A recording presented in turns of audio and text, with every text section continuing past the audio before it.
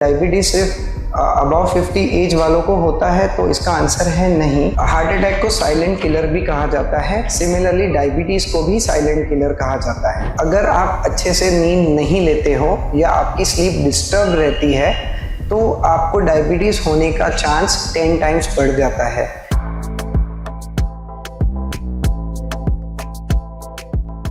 नमस्कार और स्वागत है आपका एम्प्लीफाइंग द केयर इस पॉडकास्ट में। इस पॉडकास्ट में एक सार्थक बातचीत के जरिए हम आपको बेहतर स्वास्थ्य से जोड़ने जा रहे हैं। मैं आपकी होस्ट डॉक्टर मेघना बगड़िया गांधी।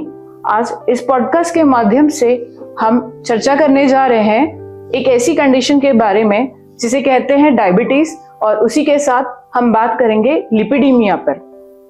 ये दोनों ही कंडीशंस आम हैं और दोनों धीरे धीरे डेवलप होती है हमारी बॉडी में, और दोनों ही का असर हमारे दिल पर काफी बड़े पैमाने में होता है। इससे संबंधित और जानकारी और चर्चा करने के लिए आज हमारे साथ मौजूद हैं renowned consultant endocrinologist doctor Rishabh Sagar Jain.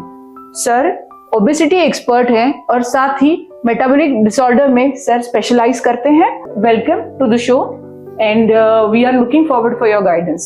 Thank you so much for giving me this opportunity. Definitely मैं आपसे एक कॉमन बीमारी जो है डायबिटीज़ नाम की, जो जिसे शुगर की बीमारी भी कहते हैं, ये सबसे फास्टेस्ट ग्रोइंग है पूरे वर्ल्ड में। इंडिया में डायबिटिक पॉपुलेशन हर साल 3 से 4 गुना स्पीड से बढ़ रहा है। अब डायबिटीज़ क्या है? डायबिटीज मतलब शुगर की बीमारी सिर्फ इतना ही नहीं होता। डायबिटीज में यह होता है कि जब इंसुलिन की मात्रा शरीर में कम होने लगती है या इंसुलिन का डिसबैलेंस होने लगता है। इंसुलिन एक हार्मोन है जिसके रेजिस्टेंस के कारण भी डायबिटीज हो सकता है। हम अगर यदि कहें कि डायबिटीज सिर्फ अबव 50 एज वालों को होता है तो इसका आंसर है नहीं। डायबिटीज किसी को भी हो सकता है, बाय बर्थ भी डायबिटीज हो सकता है, और एल्डरली पीपल मतलब 50 के ऊपर वाले लोगों में भी डायबिटीज हो सकता है। डायबिटीज होने के बहुत सारे कारण हैं। उसमें से सबसे कॉमन कारण जो होता है वो है लाइफस्टाइल। जो हमारी लाइफस्टाइल खराब होना, मतलब कि सेडेंटरी लाइफस्टाइल मतलब बैठक बहुत ज़्यादा होना और फिजिकल एक्टिविटी का कम होना, या एक्सरसाइज का लिमिटेड होना या बिल्कुल भी एक्सरसाइज ना होना, या तो फिर अपने खाने में सिर्फ मीठा खाना, जिसके कारण ब्लड शुगर लेवल्स बढ़ जाती है और इंसुलिन की मात्रा कम होने से डायबिटीज़ कंट्रोल नहीं होता, मतलब ही ब्लड शुगर कंट्रोल नहीं होता। अब लिपिडीमिया पे आते हैं, जो दूसरा सबसे बड़ा कारण है हार्ट अटैक्स का इंडिया में और वर्ल्ड वाइड। लिपिडीमिया क्या होता है? लिपिडीमिया में यह होता है कि जो हमारे ब्लड वेसल्स के अंदर जो कोलेस्ट्रॉल लेवल है उसका डिसबैलेंस होना। कोलेस्ट्रॉल भी 3 टाइप का होता है। एक होता है एलडीएल, दूसरा होता है एचडीएल, तीसरा होता है ट्राइग्लिसराइड्स।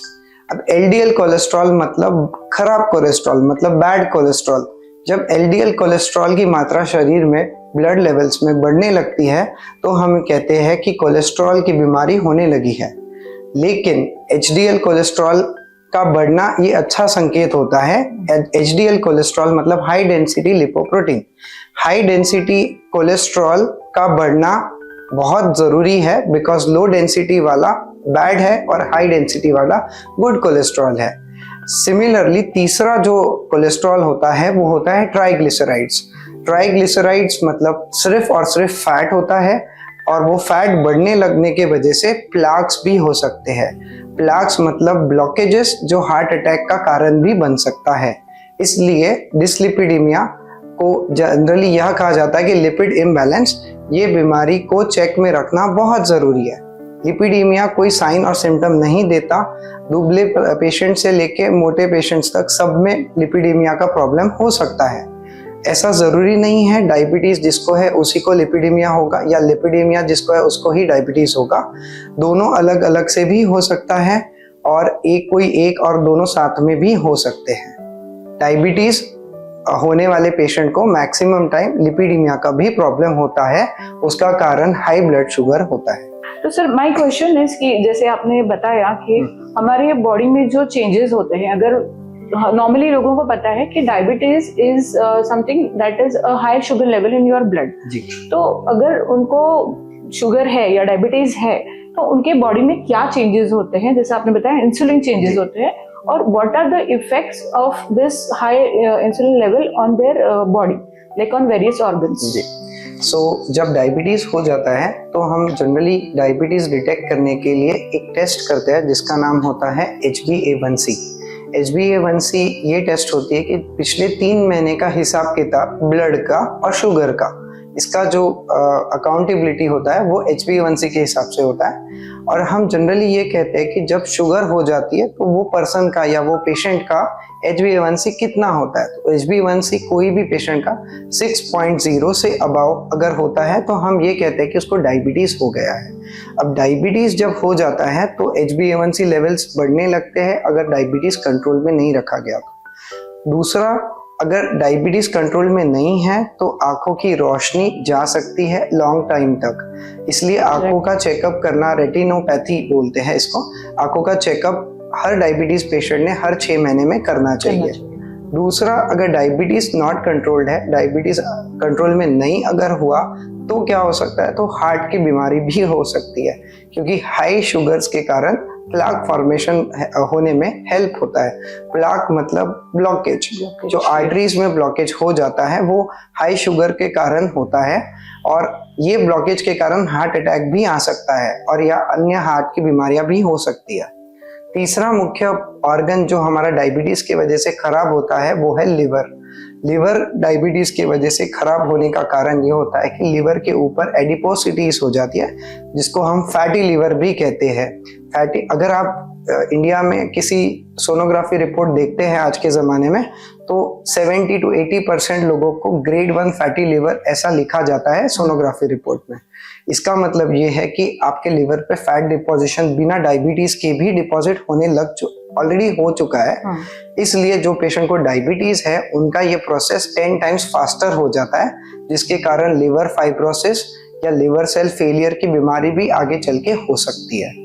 चौथा मोस्ट इंपॉर्टेंट ऑर्गन जो अपने शरीर में है, जो अपने ब्लड को प्यूरिफाई करता है, जिसको किडनी कहते हैं, किडनी भी डैमेज करता है। हाई शुगर्स के कारण किडनी के फंक्शंस अल्टर हो जाते हैं, जिसके कारण GFR कम होने लगता है।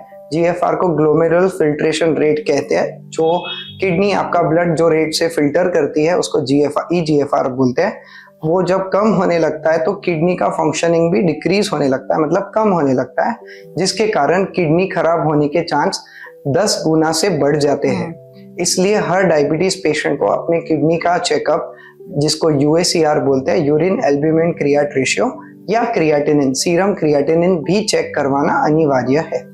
ये सारी जो ऑर्गन्स है डायबिटीज की बीमारी में, अपने सर के बाल से लेके पैर के नाखून तक जो भी ऑर्गन है, जो भी है, सब कुछ अफेक्ट होता है। डायबिटीज के कारण नसें भी खराब हो सकती है, जिसके कारण डायबिटिक न्यूरोपैथी भी हो सकता है। न्यूरोपैथी में आपके पैर के या हाथ पैरों के जो भी पेरिफेरल ऑर्गन्स है उसके सेंसेशंस कम हो जाते हैं या जलन महसूस होना भी हो सकता है। सर, ऐसा भी देखा गया है कि जो हार्ट अटैक इन पेशेंट्स में आता है वो साइलेंट होता है, तो सर उसके बारे में थोड़ा बताएंगे? हार्ट अटैक को साइलेंट किलर भी कहा जाता है। सिमिलरली डायबिटीज को भी साइलेंट किलर कहा जाता है। अब हार्ट अटैक डायबिटीज वाले पेशेंट के सेंसेशंस कम होने के कारण पेशेंट को चेस्ट पेन या एंजाइना जिसको कहते हैं ये महसूस नहीं होता, जिसके कारण सेंसिटिविटी डिक्रीज होने के कारण ये प्रॉब्लम हो सकती है। इसीलिए इसको साइलेंट किलर भी कहा जाता है। अन्यथा डायबिटीज की वजह से अगर आपके पैरों में कभी चोट आ जाती है उसका भी सेंसेशन कम हो जाता है, और बिकॉज हमको सेंसेशन नहीं होता तो हमारा ध्यान नहीं जाता है, और हमारा ध्यान न जाने के कारण वो अल्सर में भी कन्वर्ट हो सकता है। तो जैसे ही हार्ट को साइलेंटली किल करता है वैसे अपने पैरों को अल्सर फॉर्मेशन के लिए भी साइलेंटली किल करता है। ये सब होता है सेंसेशंस के डिक्रीज हो जाने के कारण। जैसा आपने समझाया बहुत अच्छी तरह से, हम लोगों को डायबिटीज ये कंडीशन समझ में आई सर। साथ ही हमने बात की लिपिडीमिया या डिसलिपिडीमिया जिसको हम कहते हैं, तो सर उसके बारे में भी थोड़ा हम लोगों को बताएं। अब जैसे लिपिडीमिया या डिसलिपिडीमिया मतलब imbalance in lipid in the blood. अब ये लिपिड क्या होता है? ये होता है फैटी एसिड, जब फैटी एसिड ब्रेक डाउन होता है वो कन्वर्ट होता है लिपिड्स में, और लिपिड प्रोफाइल नाम का एक टेस्ट होता है जो हम करवाते हैं पेशेंट्स को, जिसके कारण हमें उनके ब्लड में की LDL की मात्रा, HDL की मात्रा और ट्राइग्लिसराइड्स की मात्रा, इसके अलावा एपोप्रोटीन A, एपोप्रोटीन B, ये पांचों चीज़ों का जानकारी हमें हासिल होती है। इसके अलावा जो हार्ट के पेशेंट्स है या जिसको स्ट्रोक आ चुका है, उनको ये स्ट्रोक और हार्ट अटैक आने का कारण होता है डिसलिपिडीमिया, मतलब कोलेस्ट्रॉल का ज़्यादा ब्लड में हो जाना। अब जब कोलेस्ट्रॉल का ब्लड में ज़्यादा जब हो जाता है तो प्लाक में फॉर्म करता है। प्लाक मतलब ब्लॉकेज। अगर वो ब्रेन के कोई ब्लड वेसल में प्लाक हो रहा है तो उसको स्ट्रोक हो सकता है, मतलब पैरालिसिस, मतलब लकवा। अगर वो हार्ट के कोई आर्टरी में ब्लॉक होता है तो उसको हम हार्ट अटैक कहते हैं या मायोकार्डियल इंफ्रैक्शन भी कहते हैं। इसके अलावा अगर ये हार्ट में चला जाता है तो ये पेशेंट जिनको हार्ट में प्लाक्स हो गए हैं, इनको स्टैटिन्स नाम का एक दवाई है जो हमें चालू करना होता है, और हमारा हमेशा जो टारगेट होता है LDL का वो 70 से बिलो होना चाहिए। ये अमेरिकन गाइडलाइंस 2024 के अकॉर्डिंग मैं आपको बता रहा हूँ। इसके अलावा ट्राइग्लिसराइड्स लेवल जो कहते हैं कि जो लोग बहुत ऑयली या नॉन वेजिटेरियन डाइट या बहुत डीप फ्राइड फूड खाते हैं, उनको ट्राइग्लिसराइड्स का प्रॉब्लम होने की संभावना बहुत ज़्यादा होती है। तो ट्राइग्लिसराइड्स भी प्लाक को फॉर्मेशन को मदद करता है, इसलिए हमें ट्राइग्लिसराइड्स को भी कम से कम रखना चाहिए। और HDL एक बहुत अंडर एस्टिमेटेड मार्कर है। HDL बहुत इंपॉर्टेंट है, जितना HDL ज़्यादा उतना अच्छा। HDL को बढ़ाना हमारा टारगेट होना चाहिए, LDL को कम करना और ट्राइग्लिसराइड्स को हमेशा कम से कम रखना, यही हमारा उद्देश्य होना चाहिए। लिपिडीमिया को कंट्रोल करने का ये एकमात्र मूल मंत्र है। Right sir. सर, जो ट्राइग्लिसराइड्स होते हैं, जो जंक फूड बाहर लोग खाते हैं, उसमें सबसे ज्यादा होता है, स्पेशली जो फ्राइड है, जैसे समोसा एंड ऑल दिस। तो जो शायद 3 बार के ऊपर अगर वो उसको फिर से फ्राई करते हैं उसी तेल में, तो उसका ट्राइग्लिसराइड लेवल बहुत ज्यादा होता है। एम आई राइट सर? राइट। वो उस पर थोड़ा सा बताइए sir. Polyunsaturated omega acids and deep fried foods में जो सैचुरेटेड हाइड्रोकार्बन्स होते हैं उनकी मात्रा बहुत ज़्यादा हो जाती है, और अगर हम सेम चीज़ को 2 बार 3 बार फ्राई करते हैं तो ये जो अनवांटेड ट्राइग्लिसराइड्स है या जो अनवांटेड पूफाज है या वांटेड हाई डेंसिटी लिपोप्रोटीन्स है, इन सब का डिसबैलेंस हो जाता है। इनके मॉलिक्यूलर स्ट्रक्चर में फर्क आता है, जिसके कारण इनकी बनावट चेंज हो जाती है, जिसके कारण ये और घातक हो जाते हैं। इसीलिए कहा जाता है कोई भी फूड को, कोई भी अनाज को 1 से ज़्यादा बार तलना नहीं चाहिए, सेम ऑयल को बार बार रीहीट करना नहीं चाहिए, और उसको मल्टीपल टाइम्स यूज करना अवॉइड करना चाहिए। अगर ये किया जाए तो ट्राइग्लिसराइड्स को नियंत्रण में किया जा सकता है, और ट्राइग्लिसराइड्स भी साइलेंट किलर है। अगर किसी को डायबिटीज है ऑलरेडी, उनका शुगर कंट्रोल में है, बट उसके साथ में उनका जो ट्राइग्लिसराइड लेवल है और लिपिड लेवल्स हैं, अगर वो कॉम्प्रोमाइज हैं, तो are they on risk of some heart conditions और other diseases? Yes. So diabetes, जैसे मैंने पहले कहा था कि डायबिटीज अकेला ही हार्ट अटैक को रिस्पॉन्सिबल नहीं है। डायबिटीज के साथ उसके कजिन्स भी है, जैसे लिपिड्स, जो हार्ट अटैक को रिस्पॉन्सिबल होते हैं। इसके अलावा अगर हमने डायबिटीज कंट्रोल किया और हमने अभी भी अपना लाइफस्टाइल चेंज नहीं किया, जैसे जंक फूड खाना, बाहर का तला हुआ खाना, ये अगर हमने रुकाया नहीं, हमारा लाइफस्टाइल को चेंज नहीं किया, फिर भी हमारा heart health at a risk है because of dyslipidemia. Triglycerides level, LDL level, ये सारे कंट्रीब्यूटिंग फैक्टर्स हैं। इसलिए सिर्फ डायबिटीज कंट्रोल करना ज़रूरी नहीं है, डायबिटीज के साथ में अदर पैरामीटर्स जो होते हैं जैसे ट्राइग्लिसराइड्स, उसको कंट्रोल करना इक्वली इम्पॉर्टेंट है। तो एक नॉर्मल हेल्दी पर्सन है, तो उसने क्या सिम्टम्स या साइन सिम्टम्स की तरफ ध्यान देना चाहिए कि सडन वेट लॉस या ऐसे कोई और सिम्टम्स कि जिसकी वजह से ही शुड डाउट कि he is having diabetes? Okay, तो सबसे पहले जो कॉमन सिम्टम्स डायबिटीज में देखे जाते हैं, whether it is a young और अ एडल्ट और अ टीनेजर और एन ओल्ड एज पर्सन, इसमें होता है ज़्यादा भूख लगना, ज़्यादा हंग्री फील करना बार बार, या ज़्यादा प्यास लगना, या तो फिर ज़्यादा यूरिनेशन होना। हमारा यूरिन का परसेंटेज या यूरिन का फ्रीक्वेंसी जब बढ़ जाने लगता है तो ये एक वार्निंग साइन होता है कि हमारे शरीर में कुछ बायोकेमिकल चेंजेस हो रहे हैं, जिसके कारण हमें एक बार तो भी एटलीस्ट वंस इन 6 मंथ्स ये चेक करना चाहिए। इसके बियॉन्ड बहुत बार होता है पेशेंट में, अगर 10% से ज़्यादा बॉडी वेट लॉस हो रहा है, जो भी उनका बेसलाइन बॉडी वेट है, अगर 10% से ज़्यादा हो रहा है तो उन्हें डायबिटीज़ की टेस्ट करवाना मैंडेटरी है। इसके बियॉन्ड अगर डायबिटीज़ चेक करना है, ये चेक करना इसलिए इम्पोर्टेंट होता है कि बहुत सी बार हाई शुगर्स हो जाती है। पेशेंट ये कहता है कि सर मैंने आज मिठाई खा ली, इसके लिए मेरा रैंडम शुगर बढ़ के आया है।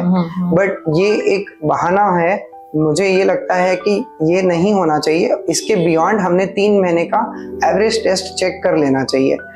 हमेशा डिनाइल में होना ये भी एक कंट्रीब्यूटिंग फैक्टर है कि मुझे डायबिटीज़ तो है ही नहीं, मैं तो बहुत हेल्दी हूँ, मुझे डायबिटीज़ कैसे हो सकता है।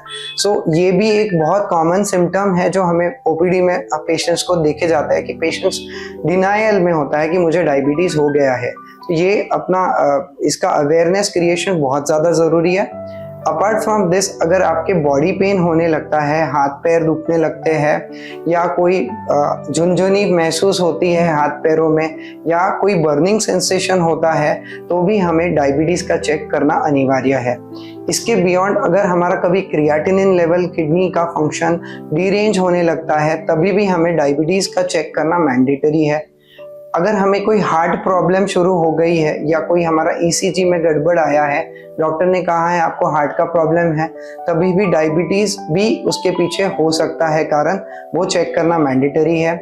या तो फिर अगर आपका कोई ऐसी जख्म है बॉडी में जो भर नहीं रही है, नॉन हीलिंग है, तो भी डायबिटीज़ एक उसका कंट्रीब्यूटिंग फैक्टर हो सकता है, तभी भी हमें डायबिटीज़ का चेक करना चाहिए। तो सर, अगर किसी को डायबिटीज डायग्नोस होता है तो what should they do for keeping it in control?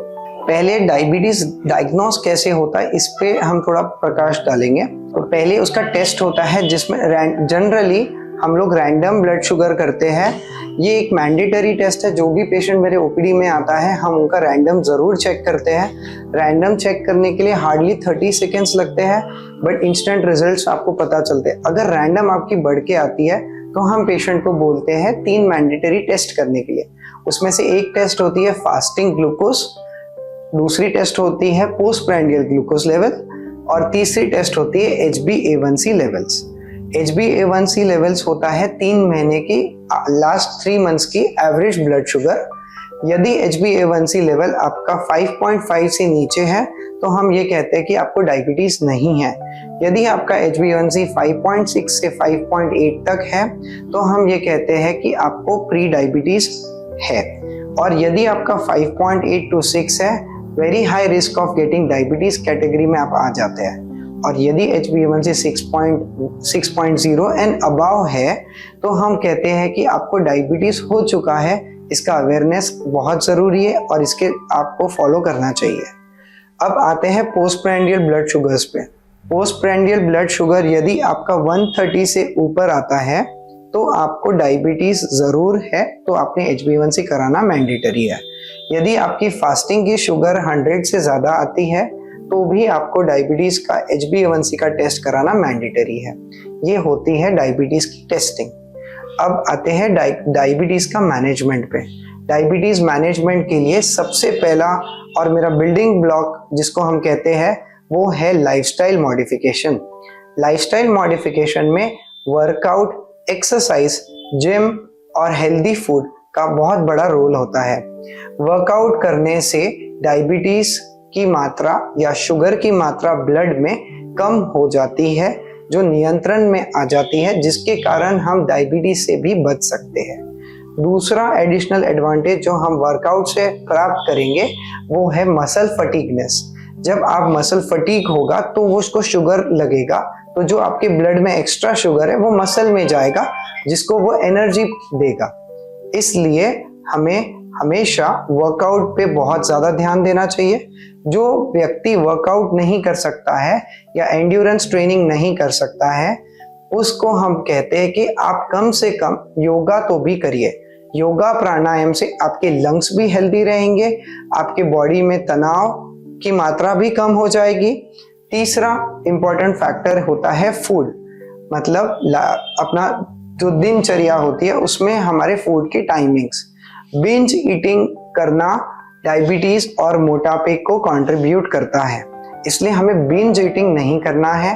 Calorie counted diet अगर हम रखेंगे तो हम कार्बोहाइड्रेट्स का इंटेक कम रखना चाहिए और प्रोटीन्स का इंटेक ज़्यादा रखना चाहिए। इसके साथ ही साथ फाइबर का इंटेक एडिक्वेट होना चाहिए, जिसके कारण आप कॉन्स्टिपेशन से भी बचे रहेंगे। यदि आप बटर मिल्क ऐड कर सकते हो अपने डाइट में, जिसके कारण आपके बोन्स भी हेल्दी रहेंगे और जो भी एक्स्ट्रा स्पाइक होगा शुगर का ब्लड में after your meal it will get controlled. तो हमें कार्ब्स को रिड्यूस करना है और फाइबर इंटेक को बढ़ाना है, यही हमारा प्राइमरी मोटो होना चाहिए। Along with fruits intake. ये एक मिथ है कि फ्रूट्स खाने से शुगर बढ़ती है। कुछ फ्रूट्स होते हैं जैसे चीकू या कस्टर्ड एप्पल या शुगर केन, ये फ्रूट्स को हम थोड़ा सा अवॉइड करना चाहेंगे और रेस्ट अदर फूड्स को हम कंज्यूम कर सकते हैं इन आवर डेली डाइट। ये होता है building block of diabetes management. इसके बियॉन्ड होते हैं डॉक्टर की हेल्प और सलाह, जो होते हैं मेडिकेशंस के साथ। मेडिकेशंस में आता है अलग अलग ग्रुप और कैटेगरी के मेडिकेशंस, जैसे मेटफॉर्मिन, जो हमें डायबिटीज के साथ साथ इंसुलिन रेजिस्टेंस को ओवरकम करने में भी हेल्प करते हैं। ये आज से 20 से 25 साल पहले का ड्रग है, स्टिल अभी तक गोल्ड स्टैंडर्ड बना है। पीसीओडी को भी ट्रीट करने में ये ड्रग बहुत कारगर साबित हुआ है। इसके साथ ही साथ पायोग्लिटाजोन नाम का मॉलिक्यूल है, जिससे इंसुलिन रेजिस्टेंस में भी हेल्प होता है और डायबिटीज कंट्रोल में भी हेल्प होता है। ये है अकारबोज, एक मॉलिक्यूल है जिससे आपके खाना खाने के बाद की जो शुगर है, जिसको पोस्ट प्रैंडियल ब्लड शुगर कहते हैं, वो नियंत्रण और कंट्रोल में आ जाएगी। इसके साथ रिपाग्लिनाइड है, सेम कैटेगरी का है, ये दोनों कजिन्स है, मैकेनिज्म ऑफ एक्शन दोनों का सेम है। इसके साथ नए generation of anti diabetic medication जैसे SGLT2 और DPP4 इनहिबिटर्स भी मार्केट में अवेलेबल है, जो डायबिटीज के साथ आपकी किडनी और हार्ट को भी प्रोटेक्ट करेंगे। इसके बियॉन्ड सबसे एडवांसमेंट जो ड्रग अभी मार्केट में आया है, जिसका नाम है सारोग्लिटाजार, जो लिपाग्लिन या बाइलिप्सा के नाम से मिलता है मार्केट में। ये आपके फैटी लिवर को भी कंट्रोल करेगा, लिवर फाइब्रोसिस को भी कंट्रोल करेगा और डायबिटीज को भी कंट्रोल करेगा। सो एक दवाई 3 डिफरेंट काम। ऐसे ही मोटापा भी बहुत बड़ा फैक्टर है डायबिटीज मैनेजमेंट में, तो weight reduction at least 10% of your baseline weight will help you to reverse diabetes और HbA1c लेवल्स वेरी फास्ट। तो मोटापे को कंट्रोल करना इज ऑल्सो इम्पॉर्टेंट। साथ ही साथ नए ग्रुप ऑफ ड्रग्स जिसको हम GLP-1 एनालॉग्स कहते हैं, जो ओबेसिटी मैनेजमेंट और डायबिटीज मैनेजमेंट में भी काम आते हैं, इसलिए ये भी दिया जाता है। तो ऐसे ये डॉक्टर का डिस्क्रिशन होता है कि कौन से पेशेंट को कौन सी दवाई देना। इसके लिए आपको एक वेल क्वालिफाइड एंडोक्राइनोलॉजिस्ट डॉक्टर को डायबिटीज मैनेजमेंट के लिए मिलना बहुत अनिवार्य है। सर, एक आइडियल प्लेट जो एक डायबिटिक पर्सन का होना चाहिए, कि इसमें क्या क्या होना चाहिए? जैसे सैलेड्स बहुत होने चाहिए, या कैसा होना चाहिए उनका एक प्लेट? इसमें हम जब डायबिटिक डाइट या प्लेट की तरफ हम नजर रखते हैं, तो सबसे बड़ा इम्पोर्टेंट फैक्टर है हमारा फाइबर एंड प्रोटीन।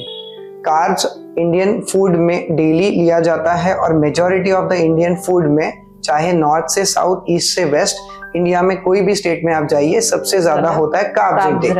कार्ब्स क्या करता है, जब आप खाना खाने के बाद जो कार्बोहाइड्रेट डाइजेशन है, उसके बाद आपके ब्लड की शुगर को स्पाइक करता है, जिसके कारण आपकी ब्लड की शुगर बहुत ज्यादा स्पाइक हो जाती है, जिसके कारण आपका HbA1c लेवल्स भी over a period of time बढ़ने लगता है।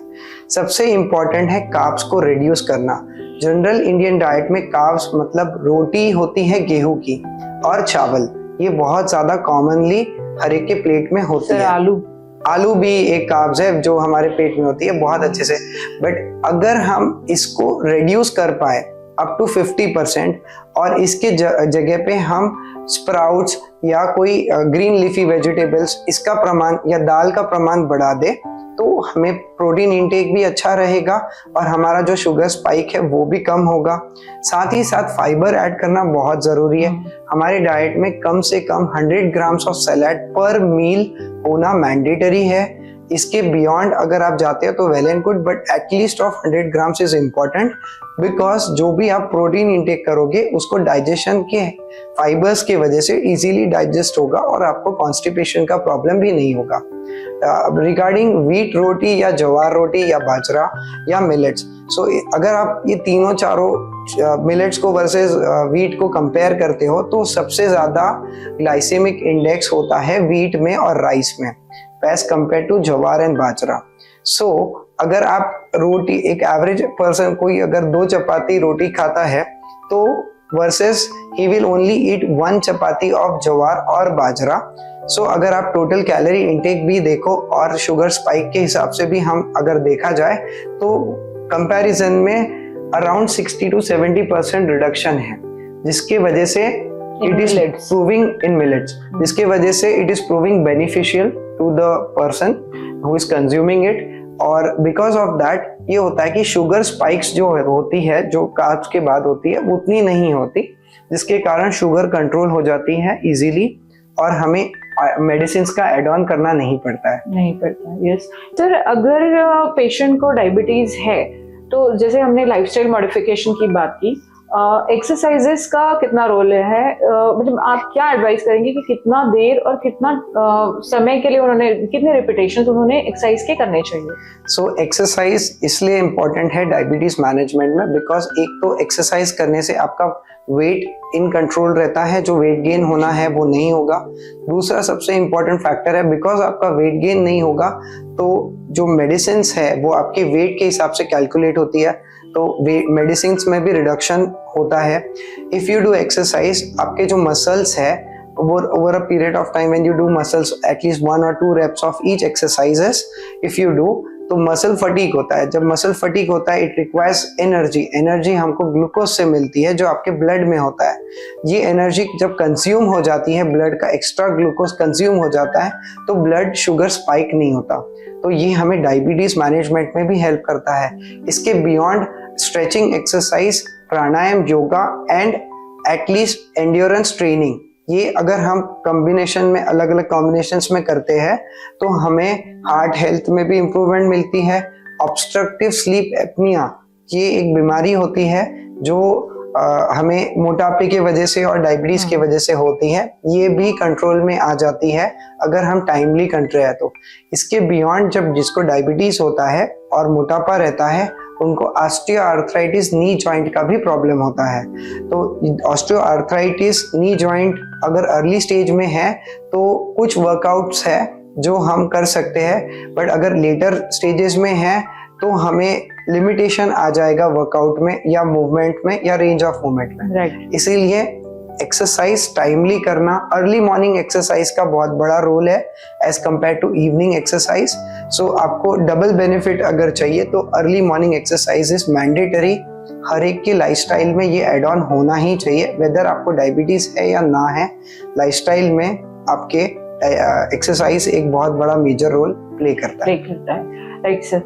सर जैसा आपने बोला, sleep is also one factor जो हमारे लाइफस्टाइल मॉडिफिकेशन का पार्ट है। आजकल सर डूम स्क्रोलिंग बहुत होती है, 12-2 बजे तक लोग स्क्रॉल कर रहे हैं, तो इसकी वजह से जो स्लीप साइकिल है वो बहुत डिस्टर्ब हो गया है। साथ में जो स्ट्रेस लेवल्स है, जो स्ट्रेस लेवल कुछ साल पहले तक लोगों का था वो अब नहीं है, उनको बहुत सारे फाइनेंशियल, ऑफिशियल, पर्सनल इश्यूज हैं, जिसकी वजह से भी डायबिटीज जो है वो एनहांस हो रहा है या रेशो बढ़ रहा है। तो इस पे आप क्या एडवाइस करेंगे? सो स्लीप एक बहुत बड़ा फैक्टर है। अगर आप अच्छे से नींद नहीं लेते हो या आपकी स्लीप डिस्टर्ब रहती है तो आपको डायबिटीज होने का चांस 10 टाइम्स बढ़ जाता है। उसका मैकेनिज्म ऑफ एक्शन, मतलब होने की प्रक्रिया ऐसी है कि जब आप सोते नहीं हो ठीक से या लेट सोते हो तो आपका एक हार्मोन होता है जिसका नाम है स्ट्रेस हार्मोन या कॉर्टिसोल लेवल। आपके ब्लड में कॉर्टिसोल लेवल बढ़ने लगती है। जब ये कॉर्टिसोल लेवल्स आपके ब्लड में बढ़ने लगती है तो आपको वेट गेन होना शुरू होता है, आपका ब्लड शुगर स्पाइक होने लगता है, जिसके कारण आपका डायबिटीज का रिस्क फैक्टर्स बढ़ जाता है। इसलिए बहुत अच्छी स्लीप या निद्रा लेना बहुत इम्पोर्टेंट है। और टाइम इज़ वेरी इम्पोर्टेंट। अगर आप लगभग 10 से 11 बजे के आसपास आपका बेड टाइम शेड्यूल्ड करते हो और अर्ली मॉर्निंग आप 6 बजे उठ जाते हो तो आपको 8 आवर्स ऑफ एडिक्वेट स्लीप मिल जाती है और it is more than enough. Beyond that अगर आप ज़्यादा स्लीप लेते हो या मान लो 10 घंटे या 11 घंटे का, that is again dangerous. It is, अभी स्टडीज ऐसा बताती है कि ब्रेन सेल डैमेज होता है अगर आप बहुत ज़्यादा एक्स्ट्रा स्लीप ले लेते हो तो। स्लीप क्वालिटी बहुत इंपॉर्टेंट मैटर करती है। जैसे मैंने पहले भी कहा था, अगर आप वर्कआउट करते हो, स्ट्रेनस एक्टिविटी, एंड्योरेंस ट्रेनिंग करते हो तो आप फटीग हो जाते हैं, आपको थकान महसूस होती है, तो आपको जल्दी भी नींद आ जाती है और sound sleep, quality of the sleep भी अच्छा हो जाता है। और स्लीप क्वालिटी अच्छा होने से आपका स्ट्रेस लेवल्स भी कम हो जाता है और स्ट्रेस लेवल कम होने से हाइपरटेंशन और डायबिटीज, ये दोनों, जो हाइपरटेंशन मतलब ब्लड प्रेशर और डायबिटीज, दोनों नियंत्रण रखने में हमारी मदद होती है। सर, जैसा आपने बताया कि सपोज पेशेंट को डायबिटीज है तो बहुत बार ये भी होता है कि जो पेशेंट है वो कुछ दिन तो मेडिसिन लेते हैं, देन दे थिंक कि लाइफस्टाइल मॉडिफिकेशन, डाइट, इस पर मैं कंट्रोल कर सकता हूँ, they stop taking medication. Sir, is it right? सबसे बड़ा प्रॉब्लम है हमारे सोसाइटी में is lack of awareness. Diabetes जो है, हाई ब्लड प्रेशर जो है, ये बीमारी जो है ये आपके ब्लड की शुगर और ब्लड प्रेशर, ये प्रेशर रिलेटेड सिम्टम है।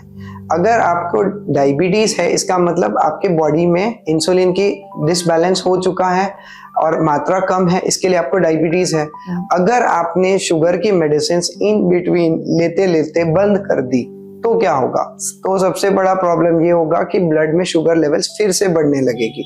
जब ब्लड की शुगर लेवल्स फिर से बढ़ने लगेगी तो एंड ऑर्गन डैमेज होने के चांसेस बहुत ज्यादा हो जाते हैं।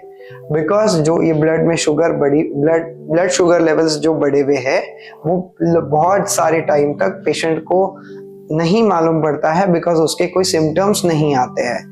इसलिए बहुत ज़्यादा ज़रूरी है कि इसको नियंत्रण में रखना, अपने मेडिसिन रेगुलरली लेना। रेगुलर मेडिसिन से आपको डायबिटीज़ रिवर्सल में भी बहुत ज़्यादा मदद हो सकती है।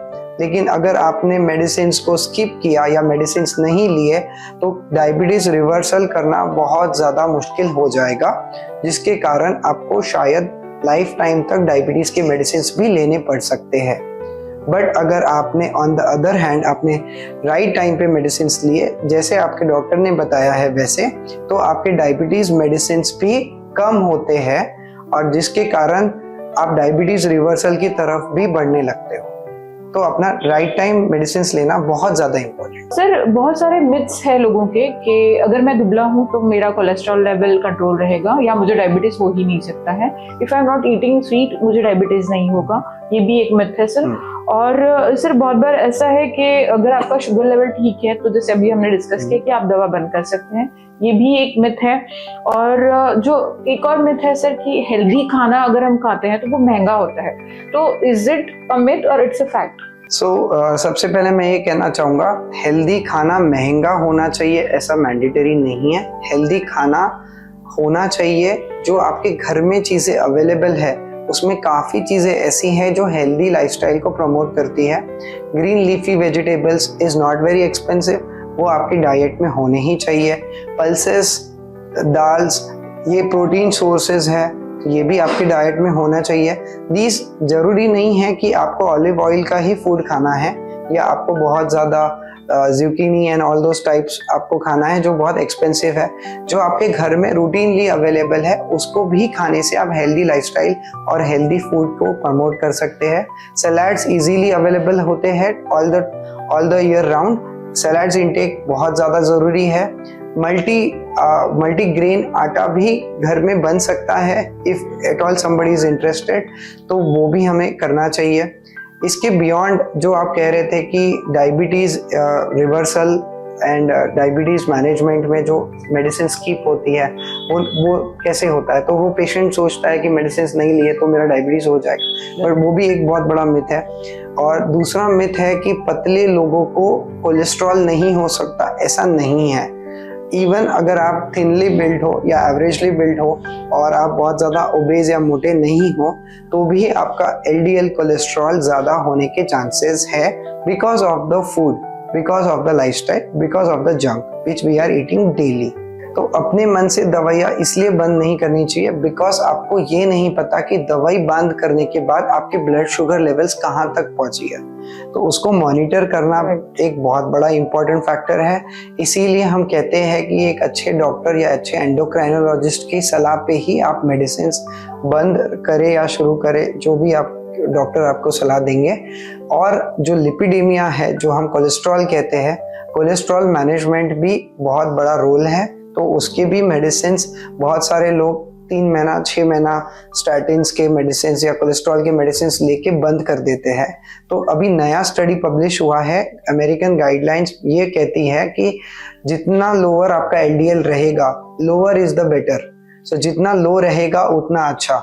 हमारी इंडियन गाइडलाइंस फिर भी बहुत लीनियंट है। अमेरिकन गाइडलाइंस तो 50 बोलते हैं एलडीएल कोलेस्ट्रॉल को, यूरोपियन गाइडलाइंस 60 बोलते हैं, बट इंडियन गाइडलाइंस 70 कहते हैं। तो इतना हमने छूट दे रखी है पेशेंट को कि हम 50 को नहीं 70 को भी कंसीडर करें, तो भी आपको कोलेस्ट्रॉल जो जितना कम से कम रहेगा एलडीएल उतना अच्छा, उतनी आपकी हार्ट की हेल्थ अच्छी रहेगी, उतनी आपकी लाइफ प्रोलॉन्ग होगी।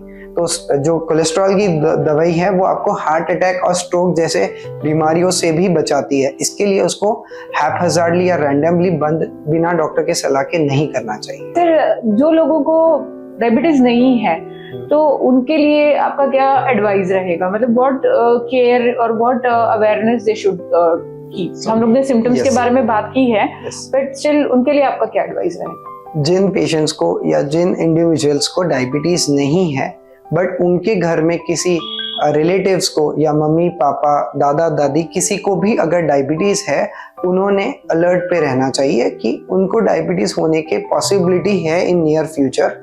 तो उनको एटलीस्ट एनुअली एक HbA1c का टेस्ट करना जरूरी है और फास्टिंग और पोस्ट पेंडियल शुगर्स भी उन्होंने करनी चाहिए। इसके बियॉन्ड उनको LDL या HDL या ट्राइग्लिसराइड्स, जिनको हम लिपिड प्रोफाइल टुगेदर बोलते हैं, वो भी एक करना ज़रूरी होता है।